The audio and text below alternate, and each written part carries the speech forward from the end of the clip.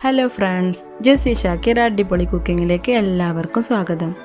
ഇന്ന് ഞാനിവിടെ ഉണ്ടാക്കാൻ പോകുന്നത് സേമിയ പായസമാണ്. അടിപൊളിയായിട്ട് സേമിയ പായസം എങ്ങനെ ഉണ്ടാക്കുന്നത് നമുക്ക് നോക്കാം.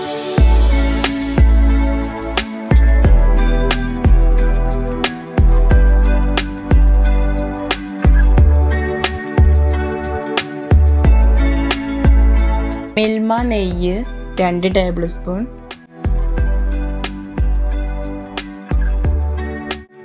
സേമിയ ഞാനിന്നിവിടെ എടുത്തിട്ടുള്ളത് 1/2 പാക്ക് സേമിയനാണ്.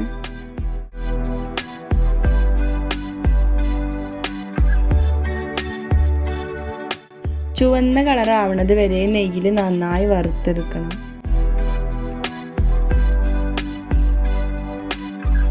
പാല് 1 ലിറ്റർ,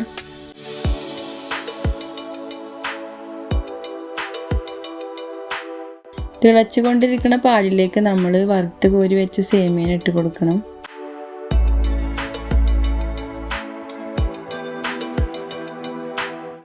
ഏലക്ക, ഉപ്പ് 1 പിഞ്ച്,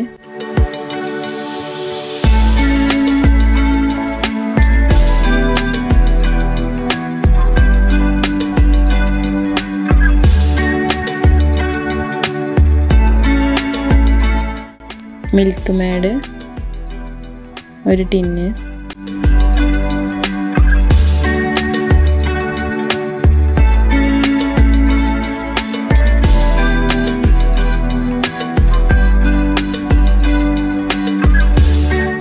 പഞ്ചസാര ആവശ്യത്തിന്.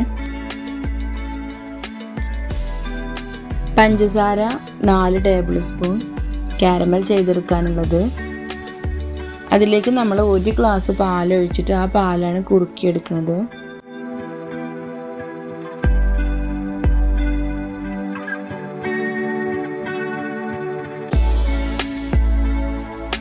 തയ്യാറാക്കി വെച്ച പായസത്തിലേക്ക് നമ്മൾ ഇത് ഒഴിച്ചു കൊടുക്കണം.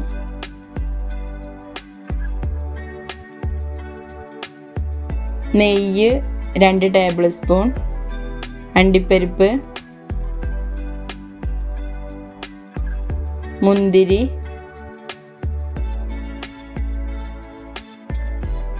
വറവിട്ട് നമുക്ക് ഇതിലേക്ക് ഒഴിച്ചു കൊടുക്കാം.